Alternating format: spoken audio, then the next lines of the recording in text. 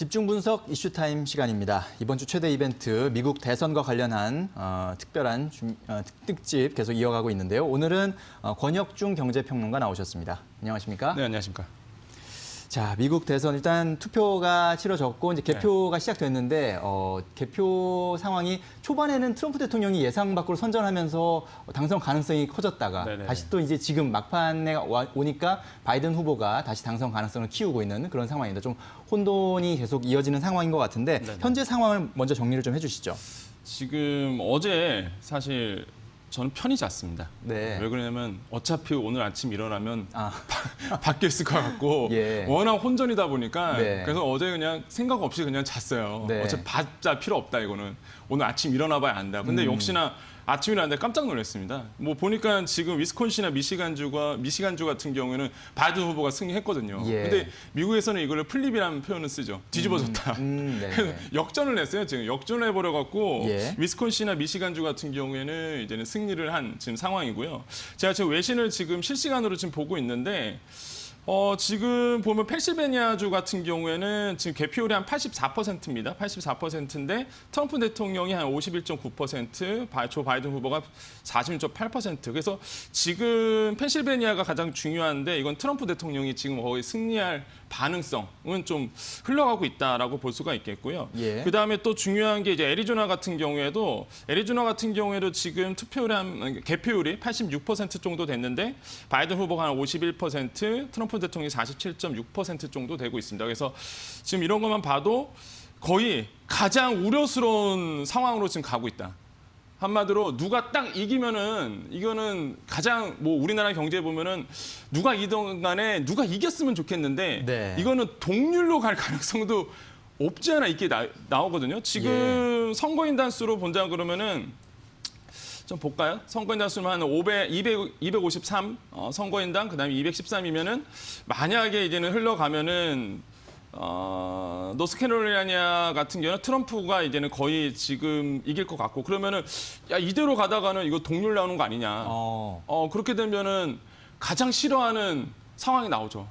네, 동률일 경우에요? 동률이면 어떻게 됩니까? 그 동률되면 이제 연방법원 가서 개표가 되거나 아니면 우편 투표에 대한 이제 아마 소송전이 돌입될 텐데 그러면은 가장 불확실성이 가장 극대되는 부분이거든요. 그렇죠. 그러면 우리나라 경제나 전 세계 경제는 가장 싫어하는 시나리오로 가고 있는 거예요. 그래서 제가 사실 계속 이전부터는 뭐 누가 이기던 간에 우리나라 경제는 뭐 저는 좋을 것 같다라고 했는데 가장 우려스러운 이런 그 소송전까지 가고 그다음에 거의 동률로 거의 비슷하게 간다 그러면 불확실성이 워낙 크다 보니까 이것만은 좀 안 해줬으면 했는데 지금 그 상황으로 지금 가고 있어서 이건 좀 불안하다.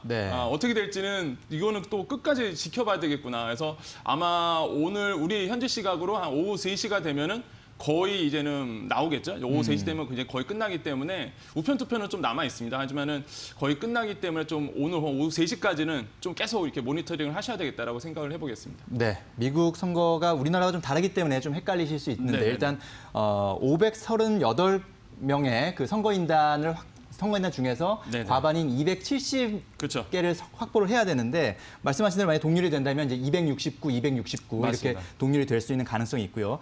현재 CNN에서는 바이든 253, 트럼프 213 이렇게 집계를 하고 있고 블룸버그에서는 바이든 248, 트럼프 214 이렇게 조금 숫자가 차이 나긴 합니다만 어쨌든 바이든이 한 30표 이상, 30표 정도 앞서고 있다. 이렇게 지금 볼 수가 있겠습니다. 이런 상황에서 역시 말씀하신 대로 불복을 하는 것이 가장 좀 불확실한 우려되는 그런 부분인데 트럼프 캠프에서 이미 또 일부 주에서는 소송을 제기하고 나섰잖아요. 그러니까 어제 역시나 그 트위터로 또 그 우리 트럼프 이제 대통령이 트위터로 이런 얘기를 했습니다. 그러니까 지난밤에 내가 그 민주당이 운영하는 거의 모든 주에서 확실히 이기고 있었다. 근데 시간 지나고 나니까 이게 바뀌어 있어서 야 이거는 승복 못 하겠다.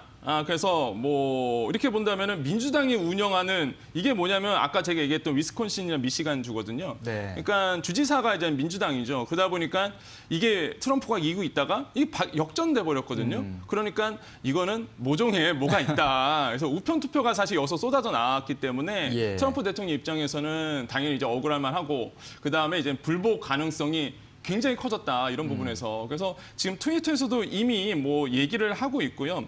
뭐 끝나봐야 알겠지만은 지금 상황에서는 트럼프 대통령이 계속적으로 지금 재선 캠프에서는 이제는 소송하겠다라고 이제 밝힌 상태입니다 이미. 그러면 네. 연방대법원까지 가게 된다면은 과연 어떻게 될지. 왜냐하면 공화당 출신들이 굉장히 많거든요. 공화당의 정치색을 갖고 있는 분들이 많기 때문에 만약에 이렇게 된다 그러면은 만약에 연방법원까지 가게 돼서 소송전으로 돌입하게 되면은 또 어떻게 될지 또 모릅니다 이게. 그러니까 네. 제가 가장 두려운 부분이 이런 부분이에요. 예, 그래서 내심 저는 누가 이기던 간에 빨리 끝났으면 좋겠다라고 좀 생각을 했는데 이게 또 오늘 굉장히 불확실성이 커지다 보니까 우리 주식시장에 또 어떤 영향을 미칠지 그래서 좀 걱정되는 부분 좀 있습니다. 네, 그렇군요. 자, 이게 뭐 이런 방식의 차이일 수도 있고요. 어쨌든 미국 대선 결과가 쉽게 나오지 않을 수 있는 상황. 이후의 시나리오까지 지금 말씀 좀 해주신 건가요? 아니면 네. 또 말씀해 주실 부분이 있나요? 그러니까 가장 우려스러운 부분 다시 한번 말씀드리면 20년 전에 한 번 있었죠. 그때가 네. 이제는 2000년 대선이었는데 그때 부시 대통령이랑 그다음에 엘고어 대통령. 예. 그 당시에 그 투표가 결정되는데 얼마나 걸려면 무려 36일이나 걸렸습니다. 그러니까 그렇군요. 개표하고 나서 예. 36일 동안 대통령이 누군지를 결정을 못 내렸던 거예요. 네. 얼마나 불확실성이 그때 커졌는지. 네. 그러니까 만약에 지금 상황에서 소송전까지 돌입하게 되고 우편 투표에 대해서 지금 만약에 트럼프 대통령이 인정을 못하겠다 같은 경우에는 사실 그러면은 이런 재연될 가능성이 좀 굉장히 크다라고 좀 생각을 해보겠고 왜 그러냐면은 그 펜실베니아 같은 경우에는 이제는 6일이고요. 네바다는 한 10일, 노스캐롤라이나 같은 경우에는 12일까지 우편 투표를 받아줍니다. 네. 그게 문제인 거예요. 사실 이제는. 그것도 좀 특이한 그렇죠. 사례예요. 그렇죠? 네, 이제 우리나라 같은 경우는 투표 당일날 딱 끝나잖아요. 네. 그게 아니라 이제는 이런 주마다 조금 다른데 예. 말씀드렸던 펜실베니아나 네바다나 노스캐롤라이나 같은 경우 12일까지. 그러니까 뭐 펜실베니아는 6일, 네바다는 10일, 노스캐롤라이나는 12일. 우편 투표 받아주거든요. 이제까지. 그러면은 네. 트럼프 대통령 입장에서는 당연히 이제는 불만의 소리가 나올 수밖에 없는 것이고 예. 사전 투표가 지금 좀 미국에서 좀 논란이 되고 있어요. 원래는 사전 투표가 이제 조 바이든 후보에게 유리할 거다라고 보고 있는데 네. 막상 지금 투표율 쭉 보자면은 그것도 또 아닌 상황으로 가고 있거든요. 그래서 요것도 좀 뜯어봐야 되겠지만은 일단은 그 트럼프 대통령 재선 캠프 입장에서는 우편 투표는 좀 막아야 되는 상황이기 때문에 네. 이거 가지고 소송될 가능성이 굉장히 크고 그러면은 예전처럼 말씀드렸던 결정되는 데만 36일 이상 걸릴 가능성도 없지 않아 있기 때문에 이런 부분에서 조금 우려스럽다. 그래서 시나리오라고 본다면 막상 이렇게 딱히 나오는 시나리오가 사실 이런 부분밖에 없다. 그래서 좀 오늘 아마 장을 좀 보시는 분들은 아마 조심하셔야 될 것 같다는 생각이 저는 개인적으로 좀 많이 듭니다. 예, 그렇습니다. 최근에 주식시장이 또 상승한 흐름이 있었기 때문에 네, 맞습니다. 그렇기 때문에 지금의 또 불확실성 우려가 또 시장을 다시 조금 불안하게 만들 수 있는 요인이 충분히 될 수 있다고 생각하기 때문에 투자자 여러분들 신중하게 잘 보셔야 될 것 같고요. 말씀하신 대로 이제 이런 불확실성이 경제나 증시에 영향을 미칠 수밖에 없잖아요. 일단 경제에는 어떤 영향이 있을까요? 그러니까 저는 그런 생각을 해봐요. 일단은 뭐 누가 이기던 간에 뭐 트럼프 대통령이 이기던 재선을 하던 네. 아니면 조 바이든 후보가 뭐 이기던 뭐 누구든 간에 저는 이제 우리나라의 대미 수출은 좀 줄 수밖에 없다라는 생각인데요. 왜 그러냐면은 이제 정치적 경기 순환론이라는 뭐 이론이 있습니다. 이게 뭐냐면 뭐 확실적으로 주류 경제학으로 온 건 아니지만은 네. 75년도에 나왔던 그 논문이 하나가 있어요. 그게 뭐냐면 윌리엄 노드하우스라는 분이 정치적 경기 순환론, 그다음에 에드워드 터프트라는 사람이 선거 순환이라는 어떤 그 논문을 이제 발표를 했는데 그게 뭐냐면은 그런 겁니다.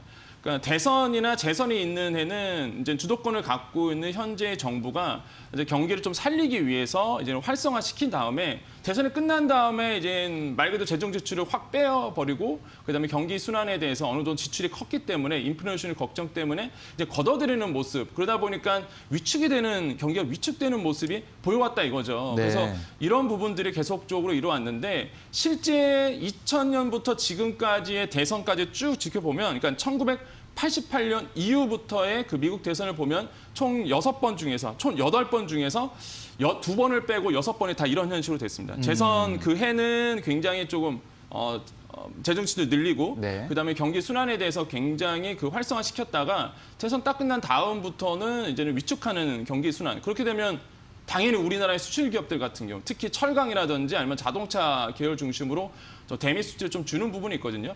물론 변수는 하나 있죠. 코로나19로 인해서 또 변수도 있지만은 네. 하지만은 만약에 이 경기 순환론에 의하에 만약에 이대로 움직인다면 이번에도 똑같이 움직인다면은 아무래도 이번 연도 이후에 그러니까 내년 같은 경우에는 우리나라 철강 중심으로 물론 트럼프 대통령이 또 재선되면 또 어떻게 될지 모르죠. 또 철강에 대해서 압박이 또 들어올지도 모르기 때문에 이런 부분에서는 좀 우리나라의 경기에서는 좀 조심스러운 부분이 있다. 그래서 정책 당국도 압니다. 그래서 줄다리기 잘했죠. 저는 솔직히 줄다리기 잘했다고 보거든요. 해외 같은 경우에 조 바이든 후보에게 좀 많이 투자한 경우가 있었어요. 사실 이렇게 기대를 많이 하고 했는데 우리나라 경제 주체들은 사실 확실히 누구냐를 얘기하지 않았거든요. 그러니까 줄다리기를 되게 저는 이번에 잘했다고 봐요. 그러니까 다들 조 바이든 후보가 이길 거라고 생각했는데 이번에 지금 어떻게 될지 모르거든요. 네. 그래서 뭐 줄다리기 잘했지만 그래도 주의할 건 좀 주의하셔야 되겠다라고 말씀드리겠습니다. 네, 그렇군요. 과거 선례를 봤을 때 대선 다음 해에 GDP 성장률이 아무래도 전해에 비해서 감소할 맞습니다. 수 있다라는 사례를 들어주셨고 그렇게 된다면 우리나라의 대미 수출도 영향을 받을 수밖에 없다라는 네네. 부분 참고를 해야 될 것 같고 주식시장으로 봤을 때는 어떻습니까? 주시장 봤을 때는 제가 오늘 시장은 좀 혼란스러울 것 같다는 생각을 해요. 그러니까 네. 차라리 대선이 오늘 확실히 어느 정도 나왔다 그러면 저는 오히려 굉장히 긍정적인 이슈로 왜냐하면 불확실성이 사라지다 보니까 오히려 저는 이게 더 긍정적이다라고 좀 생각을 했거든요. 근데 오늘 아침에 이제는 지금 실시간으로 보고 있으면 거의 지금 혼란스러운 부분이 있기 때문에 아마 영향을 좀 우리 주식시장도 받을 것 같다. 그래서 아마 우리 오늘장 같은 경우에는 굉장히 좀 혼란스러운 모습, 변동성이 굉장히 심한 모습이 좀 보일 것 같고요. 뭐 트럼프 대통령이 만약에 조금 더 우세하다라고 나왔을 경우에는 아무래도 뭐 장기적인 불안성, 단기적인 안정세 좀 볼 수가 있겠지만은 제가 봤을 때는 트럼프 대통령이 조금 유리하다고 했을 때 에너지 중심으로 조금 긍정적인 분위기 당연히 불 수밖에 없고 특히 석유나 정유업체 쪽으로 굉장히 좀 좋은 분위기로 나올 수밖에 없고요. 근데 오늘 또 계속 모니터를 하시면서 조 바이든 후보가 예를 들어서 조금 우세하다고 나오는 경우에는 역시나 친환경 이런 부분입니다. 그래서 친환경 부분, 뭐 전기차, 신재생 에너지에 대한 섹터들이 분명히 반응할 거거든요. 그래서 이런 부분도 좀 유심히 보셔야 되겠다라고 볼 수가 있겠고요.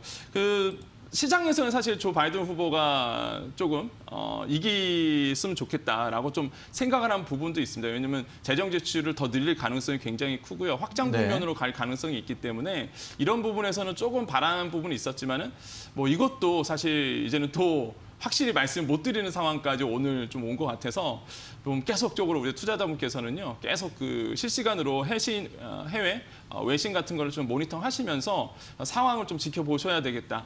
섣불리 오늘은 좀 보수적으로 가야 되지 않나라는 생각을 좀 해봅니다. 네, 방금 말씀에서 뭐 살짝 힌트가 나오긴 했습니다만 네네. 일단은 양 후보의 당선 가능성을 놓고 봤을 때 이제 수혜를 받을 수 있는 산업을 조금 몇 개를 꼽아주신다면 어떻게 봐야 됩니까? 그러니까 아까도 말씀드렸지만 만약에 그 트럼프 대통령이 재선되면은요, 저는 단기적으로 보면은 좀 안정세라고 좀 생각을 했거든요. 근데 장기적으로 보면 불확실성이 큰데 장기적으로 불확실성이 왜 크나 그러면은 트럼프 대통령이 만약에 계속적으로 그러니까 재선이 된다 그러면 중국 압박 들어갈 거거든요. 분명히 계속적으로. 그러다 오히려 더 탄력을 받는단 말이에요. 재선됐기 때문에. 그러면 중국에 대한 압박. 그렇게 되면 우리나라가 이제는 아무래도 중국과 미국과 FTA가 다 체결돼 있기 때문에 수출 같은 경우는 굉장히 좀 타격이 클 수밖에 없습니다. 특히 중국 관련된 이제는 소비재들 같은 경우에는 계속적으로 좀 영향을 받을 수밖에 없거든요. 그래서 중국 관련주 같은 경우에도 좀 영향을 받을 수밖에 없다. 이렇게 볼 수가 있겠고, 적으로 단기적인 안정세 같은 경우에는 확실히 이제 트럼프 대통령이 재선이 됐다라고 이제는 거의 확실시 된다 그러면은